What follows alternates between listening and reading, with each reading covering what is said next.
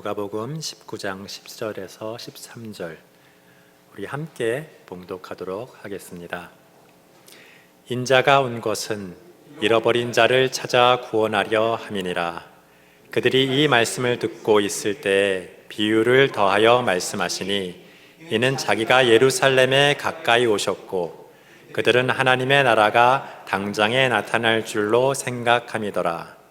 이르시되 어떤 귀인이 왕위를 받아 가지고 오려고 먼 나라로 갈 때 그 종 열을 불러 은하 10문화를 주며 이르되 내가 돌아올 때까지 장사하라 하니라.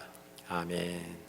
사랑해 주님 감사합니다. 오늘 하나님의 말씀을 함께 나눌 때 주의 성령께서 역사하셔서 말씀을 전하는 자나 듣는 자나 하나님의 음성을 듣게 하시고 그 말씀을 통하여 우리의 삶이 변화되고 우리 교회가 하나님의 뜻대로 순종하며 하나님께 영광 돌리는 귀한 역사가 이루어지게 하여 주시옵소서. 살아계신 예수님의 이름으로 기도드리옵나이다. 아멘. 오늘은 하나님 나라 확장이라는 제목으로 하나님의 말씀을 나누도록 하겠습니다. 우리 행복을 나누는 하나교회의 비전은 하나님 나라 확장과 창조 세계 회복을 위해 책임 있게 행동하고 사랑을 나누는 제자 공동체입니다.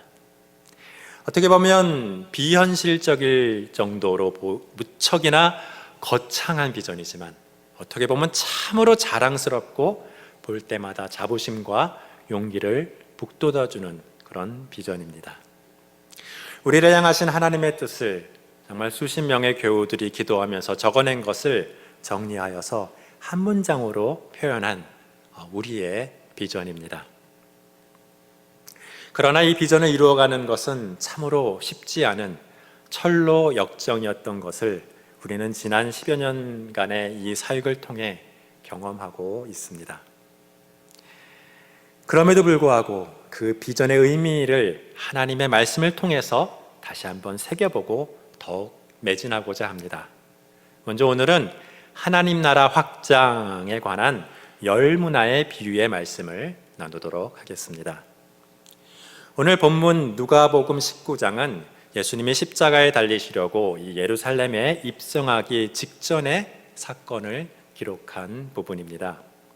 19장 초반부에 예수님은 예루살렘에 올라가는 길에 한 30km 정도 남겨놓고 여리고를 지나시며 삭개오를 만납니다.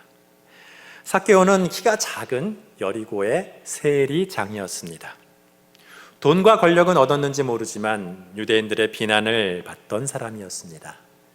키가 작고 볼품없는 그는 어려서부터 멸시를 받았을 것입니다. 그러한 불평등 사회에서 살아남고자 로마를 등에 업고 세리를 자처했고 보란듯이 세리장이 되어서 출세한 그런 사람이었습니다. 그러나 하나님에게 이 삭개오는 잃어버린 영혼이었습니다. 유대 공동체가 사랑으로 품어주지 못하고 멸시하여서 하나님이 아닌 물질적 세상에서 그 사랑을 찾으려 떠나버린 영혼이었습니다. 그러나 그는 여전히 하나님의 사랑에 목말라 했고 예수님이 메시아인가 해서 정말 체면 차리지 않고 뽕나무에까지 올라간 나름 경건한 사람이었습니다. 예수님은 그런 그를 죄인이 아닌 친구로 인정하여서 그 집에 머물겠다고 하십니다. 유대인은 죄인의 집에는 절대로 머물지 않고 상당한 친분이 있어야만 함께 먹고 마십니다. 메시라고 믿은 이 예수님이 자신을 죄인으로 정죄하지 않고 친구로 인정해 주시자 그는 외치기 시작했습니다. 주여 보시옵소서, 내 소유의 절반을 가난한 자들에게 주겠사오며 만일 누구의 것을 속여 빼앗은 일이 있으면 네 갑절이나 갚겠나이다.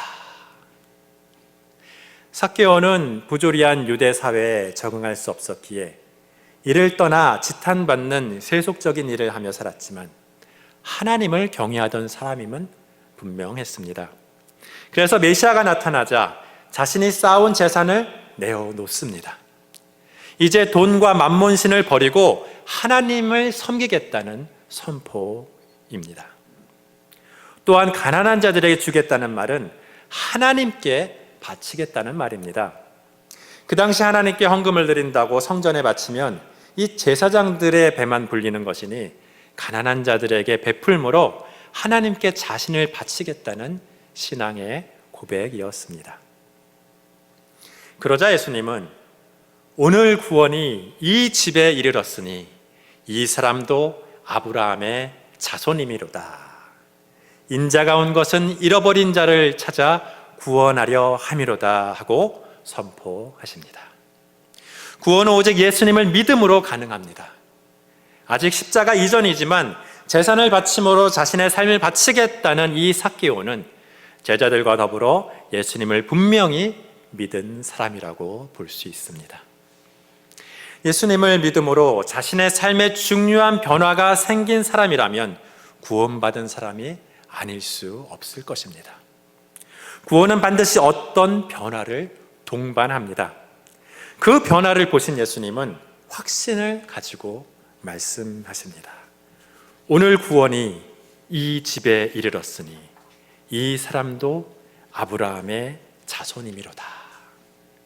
그리고 아주 특별한 말씀을 덧붙이십니다. 인자가 온 것은 잃어버린 자를 찾아 구원하려 함이니라. 예수님은 바로 이런 삭개오와 같은 사람들을 찾아 세상에 오셨다는 것입니다. 원래는 하나님의 택함을 받은 백성인데 이 세상의 부조리함으로 인해 하나님 앞에 나오지 못하고 세상에서 낭망하고 눈물을 흘리며 고난 가운데 살아가는 사람들을 구원하기 위해서 오셨다는 것입니다. 그들의 마음에는 하나님에 대한 경외심이 있습니다. 아직 하나님을 제대로 만나지 못해서 그렇지, 이 복음을 듣고 하나님을 제대로 만나기만 하면 삭개오와 같이 그 삶을 하나님께 바칠 영혼들입니다. 그 고난 가운데 살다 죽어갈 영혼들을 구원하시기 위해서 예수님은 이 땅에 오셨고 십자가에 대신 죽기까지 하셨습니다. 그래서 우리는 오늘도 복음을 전하는 것입니다. 하나님의 잃어버린 택한 백성에게 하나님의 살아계심을 증거하고 하나님의 나라를 선포하기 위해서 예수님의 복음을 땅끝까지 전하는 것입니다. 예수님은 이미 실패한 이스라엘과 유대 왕국이 아닌 십자가로 세워질 하나님의 나라를 선포하면서 공생애를 시작하셨습니다. 하나님은 이스라엘과 유대 왕국에도 하나님의 나라가 될 기회를 주셨지만 이 인간의 힘으로는 율법을 지키고 죄를 멀리할 수가 없었습니다. 수많은 선지자들의 경고에도 불구하고 이스라엘과 유대의 왕들과 백성들은 우상과 세상을 섬기는 죄를 지었고 결국은 아시리아와 바벨론에 멸망당하고 말았습니다.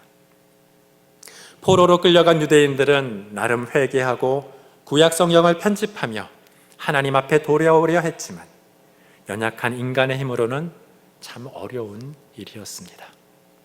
계속되는 식민 상태에서 벗어나 하나님 나라를 이루고자 마카비와 같이 무력으로 독립도 해보았지만 곧 다시 무너지고 말았습니다. 하나님의 나라는 결코 무력으로 회복할 수 있는 나라가 아니었기 때문입니다. 예수님이 이적을 일으키며 말씀을 전하실 때도 또 나귀를 타고 예루살렘에 입성하실 때도 이 유대인들은 예수님이 이 마카비 이상의 능력을 가지고 로마로부터 유대 왕국을 회복할 정치적 메시아로 생각했습니다. 그러나 예수님은 유대 왕국을 부활시키기 위하여 이 땅에 오신 분이 아닙니다. 로마를 압도하는 정치적 지도자로 이 땅에 어떤 하나님의 나라를 세우기 위해 오신 분이 아니었습니다. 물론 그런 능력이 없는 것은 아니지만 광야의 시험에서 그 모든 유혹을 물리치셨습니다. 돈과 명예와 권력의 유혹을 물리치고 전혀 다른 하나님의 나라를 세워 가십니다. 그 나라의 목적이 오늘 본문에 선포되고 있습니다. 인자가 온 것은 잃어버린 자를 찾아 구원하려 함이니라. 아멘. 예수님이 이 땅에 온 것은 잃어버린 하나님의 백성을 구원하기 위해서입니다. 그러면 누가 하나님의 잃어버린 백성입니까? 첫째는 이 말씀을 들을 때 자신이 잃어버린 하나님의 백성이라고 생각하는 사람입니다. 둘째는 이 말씀을 들을 때 혹시 자신이 잃어버린 백성이 아니면 어쩌지? 하고 걱정하는 사람입니다. 왜냐하면 하나님을 믿지 않는 사람은 하나님의 백성이 아닌지 절대로 걱정할 수가 없습니다. 예수님이 세우시는 이 하나님의 나라의 첫 번째 목적은 바로 우리와 같은 하나님의 백성을 구원하기 위해서입니다. 그리고 그 구원받은 하나님의 백성은 하나님의 나라를 구성합니다. 삭개오와 같은 하나님의 잃어버린 백성들이 구원받아 하나님의 나라를 구성하게 되는 것입니다. 구원받은 하나님의 백성은 삭개오와 같이 그 삶이 변하여 하나님을 섬기는 삶을 살게 됩니다. 누가 강요하지 않아도 정말 삭개오처럼 그렇게 하고 싶어 합니다. 예수님의 마음을 품고 살아가고 싶어 합니다. 구원받은 사람은 거듭나기 때문에 그렇습니다. 거듭난 사람은 그 사고방식이 바뀌기 때문에 그렇습니다. 하나님 나라에서 살아가기에 합당한 사람으로 그 마음과 생각이 성령으로 거듭나기 때문에 그렇습니다. 그러나 삭개오는 구원받았지만 삭개오의 주변에 있던 수많은 이 유대인들은 구원받지 못했습니다. 그들은 여전히 예수님을 정치적 메시아로 오해했고 그들의 마음과 생각과 삶에는 변화가 없었습니다. 그들은 예수님이 이제 예루살렘에 입성하시면 하나님의 나라가 당장에 나타날 것이라고만 생각했습니다. 예루살렘에 주둔한 로마군을 몰아내고 그들에게 빌붙여 권력을 잡은 제사장들과 사두개인들을 다 몰아내고 하나님 나라를 완성하실 것이라고 생각했습니다. 그러나 그것은 아니라고 예수님은 한 가지 비유를 들어 그들에게 하나님의 나라를 다시 한번 제대로 설명을 했던 것입니다. 11절에 보면 그들이 이 말씀을 듣고 있을 때 비유를 더하여 말씀하시니 이는 자기가 예루살렘에 가까이 오셨고 그들이 하나님의 나라가 당장에 나타날 줄로 생각함이더라고 말씀하십니다. 그리고는 12절부터 10문화의 비유를 말씀하십니다. 12절에 이르시되 어떤 귀인이 왕위를 받아가지고 오려고 먼 나라로 갈 때 그 종 열을 불러 은 10문화를 주며 이르되 내가 돌아올 때까지 장사하라 하니라. 아멘. 이 비유를 듣는 그 당시의 사람들은 모두 헤롯의 첫째 아들 아켈라오를 떠올립니다. 예수님을 죽이려고 베들레헴의 수많은 아기를 학살한 이 에돔 출신의 잔인한 헤롯 대왕이 죽고 그 아들 아켈라오가 유대의 임금이 되자 이 애굽으로 피난 갔던 예수님의 아버지 요셉은 그가 무서워서 유대로 돌아가지 못하고 갈릴리 나사렛에 가서 정착했다고 이 마태복음 2장 22절 이하에 전하는 것을 우리는 읽어볼 수 있습니다. 그 당시 이스라엘은 독립국이 아니라 로마의 통치를 받고 있어서 이 로마 황제가 왕으로 임명해야 왕이 될 수 있었던 것입니다. 헤롯 왕은 이스라엘 영토를 분할해서 이 세 아들에게 물려주었는데 이제 가장 큰 부분이었던 이 유대 땅을 물려받은 이 첫째 아들 아켈라오는 왕위를 인정받기 위해서 로마로 갔었습니다. 그러나 유대 이 지도자들은 이 악명 높은 아켈라오가 왕이 되는 것을 막기 위해서 50명 정도의 이 사절단을 로마로 보냈습니다.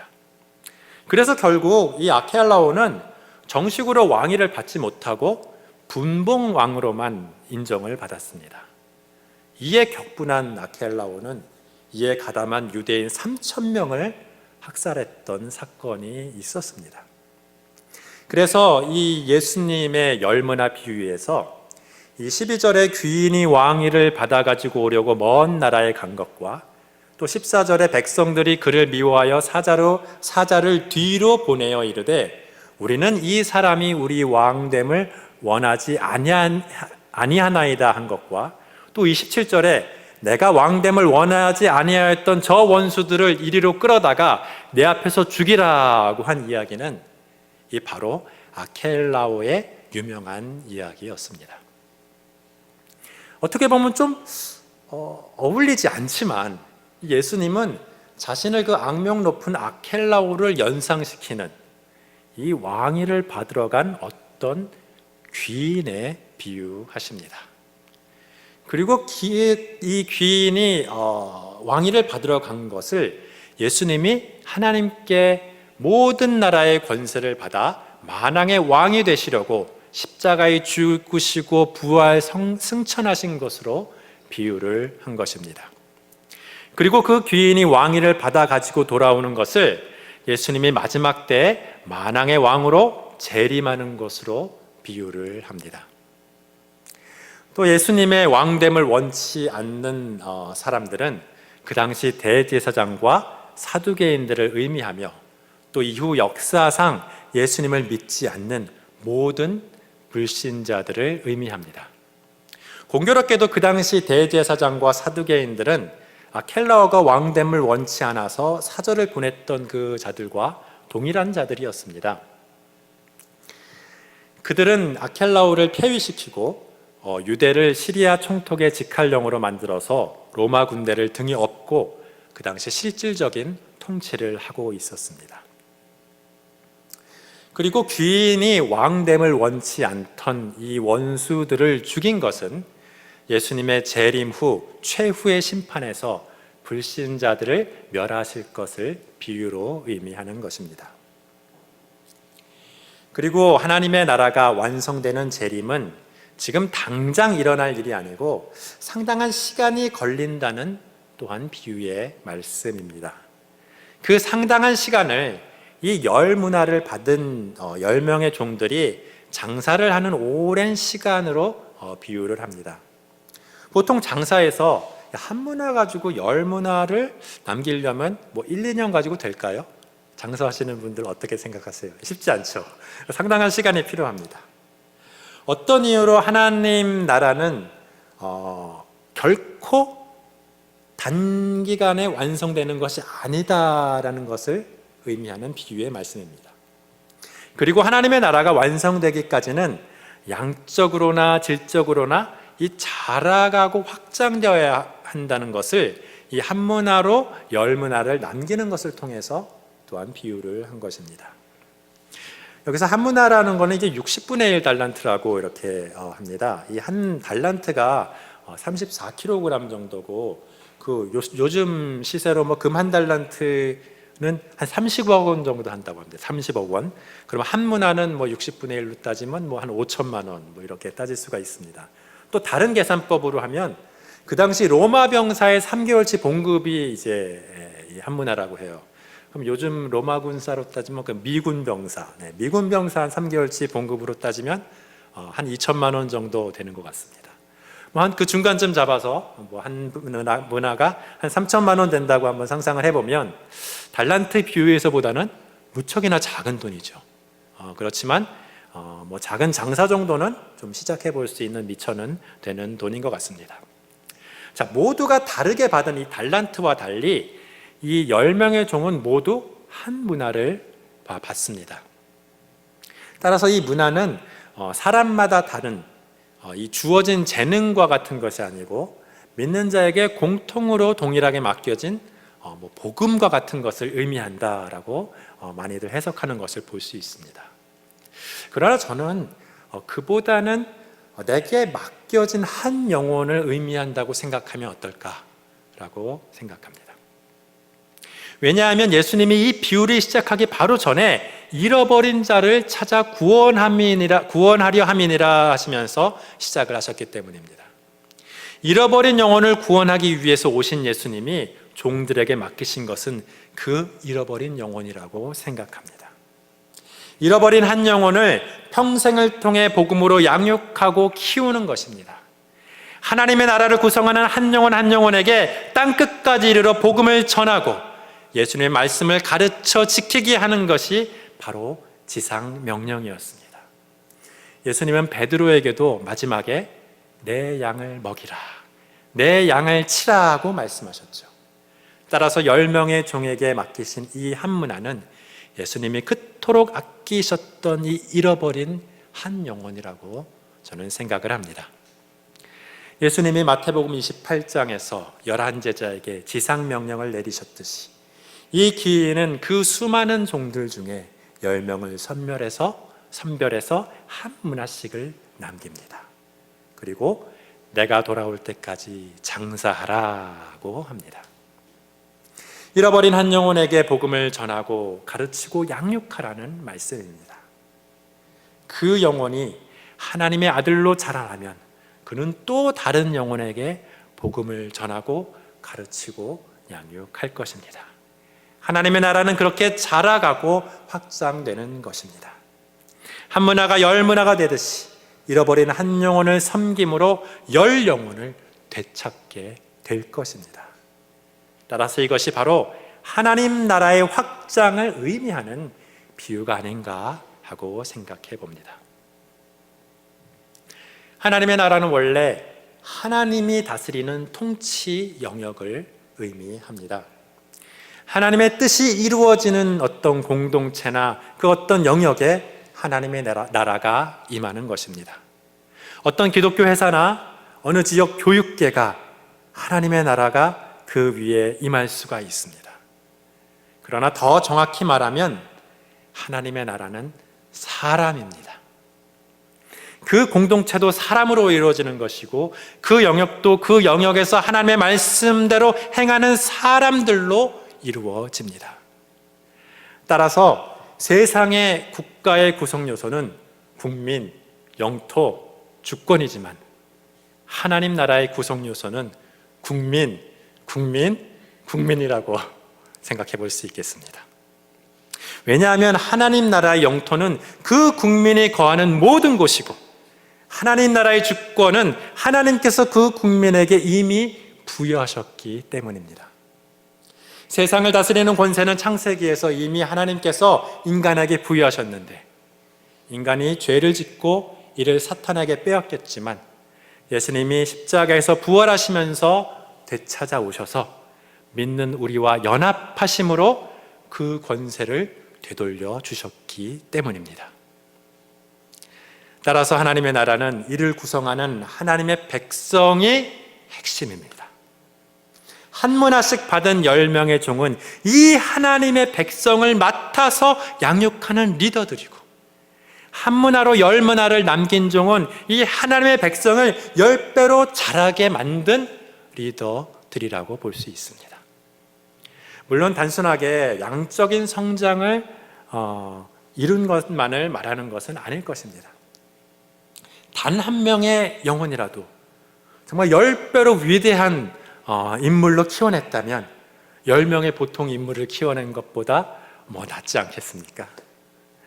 그러므로 한 문화로 10문화를 장사하여 남긴다는 비유는 양적이든 질적이든 내게 맡겨진 영혼을 10배로 키워냈다는 비유입니다. 그리고 그것은 바로 하나님 나라를 10배로 확장시켰다는 말로 이해할 수 있습니다. 그래서 이 착하고 충성된 종에게 부여한 것은 단순히 많은 것이라고 표현한 이 달란트 비유와는 달리 10고을을 다스리는 구체적인 권세였습니다. 여기서 고을은 영어로 city라고 번역을 하는데요, 이 작은 마을보다는 꽤 큰 도시를 지칭하는 말입니다. 한 문화를 맡은 종이 10배로 불리자 지극히 작은 것에 충성하였다 하면서 10고을을 다스릴 권세를 부여합니다. 아까 얘기한 3천만 원을 지극히 작은 것이라고 말씀하신 데는 이유가 있습니다. 여러분, 서울의 부동산 가치가 어느 정도 되는지 아세요? 찾아보니까 3천조쯤 된다고 합니다. 서울은 너무 큰 도시니까 서울이 한 100분의 1 정도 되는 좀 작은 도시라고 생각해 봅시다. 그래도 고을 하나마다 3천조짜리가 되는 거죠. 그러면 한 문화를 3천만 원으로 계산하면 그러니까 30조짜리 고을이라고 되는 거죠. 30조의 고을에 몇 배죠? 계산해 보면 100만 배가 돼요. 100만 배. 예수님은 이 세상에서 맡은 것에 충성한 종에게 완성된 천국에서 100만 배를 맡기시리라 하는 그런 비유로 계산해 볼 수 있습니다. 이 비유에서 계산해 본 100만 배라는 의미는 물론 지극히 큰 것을 의미합니다. 그러나 이 남긴 숫자에 비례해서 10개를 남긴 거는 10고을, 5배를 남긴 거는 5고을, 이렇게 비례해서 더 많은 것을 맡긴다는 것은 어떤 의미가 있는 것 같습니다. 그 권세를 감당할 어떤 영적, 인격적 능력이 된다고 하나님께서 판단하시는 것이 아닌가 합니다. 하나님은 잃어버린 자를 찾아 구원하여 하나님의 나라를 완성시켜 가십니다. 하나님 나라가 그 당시 당장에 완성되지 않고 수천 년을 자라온 이유는 그 잃어버린 영혼을 긍휼히 여겨 단 하나라도 더 구원하시려는 하나님의 애타는 마음 때문입니다. 그 고통당하는 잃어버린 영혼을 향한 이 하나님의 절박하고 애통한 마음을 오늘 우리도 품을 수 있기를 소망합니다.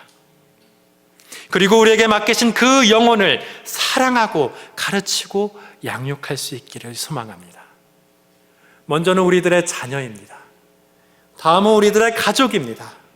또한 우리들의 학생이고 우리들의 후배고 우리의 이웃입니다. 내가 사랑하고 기도하고 복음을 전하고 양육할 수 있는 사람이 단 한 명이라도 있다면 예수님의 마음을 가지고 섬기십시오. 그 영혼이 내게 주어진 한 문화입니다. 예수님의 마음으로 한 영혼을 잘 키워서 열매가 맺히면 하나님께서 크게 기뻐하시고 완성된 하나님 나라에서는 비교할 수 없는 더 큰 것으로 우리에게 맡기시리라 믿습니다. 또한 우리는 한 문화를 수건에 쌓아놓고 기다리는 어리석은 종이 되지 않기를 소망합니다. 달란트의 비유와 달리 이 한 문화를 보관했다가 돌려준 종은 처벌은 받지 않고 그냥 한 문화를 빼앗기기만 합니다. 그 당시 풍습으로 그것은 종이 선택할 수 있던 어떤 태업과 같은 것이라서 죄는 아니라고도 합니다. 그러나 그것은 결코 하나님께서 원하시는 모습이 아닙니다. 내게 주어진 영혼을 제대로 섬기지 못해서 그가 제대로 자라지 못하고 그가 시간이 지나도 다른 사람을 섬기고 양육할 수 없다면 하나님께서 내가 영혼을 섬기고 다스릴 수 있는 권세를 빼앗아 갈지도 모르겠습니다. 구원받은 하나님의 백성으로서 매우 부끄러운 일이 아닐 수 없습니다. 하나님께서 우리 각자에게 한 영혼을 맡기셨듯이 우리 교회에도 잃어버린 영혼들을 맡기십니다. 한 영혼을 구원하기 위한 우리의 열심을 하나님께서 칭찬하실 것입니다.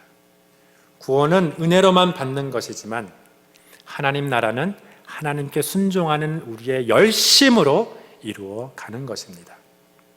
우리는 세속주의와 자본주의에 빠져 몸집만 키워가는 그런 교회를 원하지는 않습니다.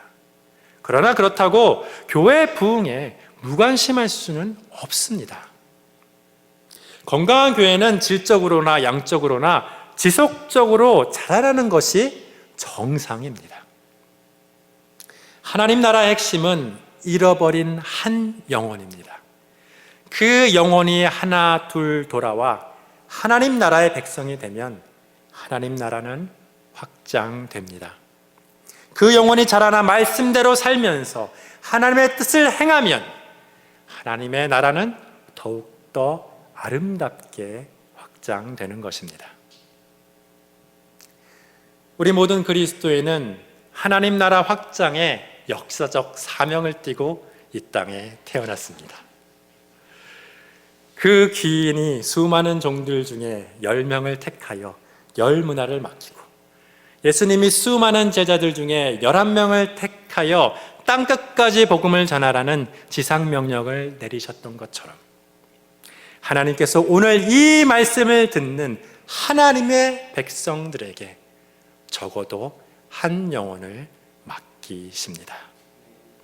그를 사랑하고 축복하고 가르치고 양육하여라. 그들의 눈물이 그치고 새 소망이 이 땅에서 피어날 때 하나님의 나라는 확장되어 갈 것입니다.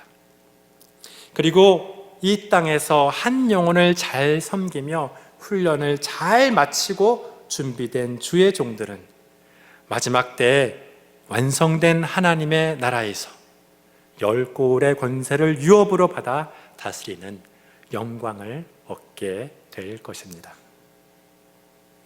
열 고울을 열 문화 비유대로 계산한다면 이 땅에서 섬기던 것보다 적어도 100만 배를 다스리고 섬기게 될지도 모르겠습니다. 하나님 나라 확정을 위하여 내게 맡겨진 한 영혼을 성실히 잘 섬기는 저와 여러분이 되시기를 축원합니다. 함께 기도하시겠습니다.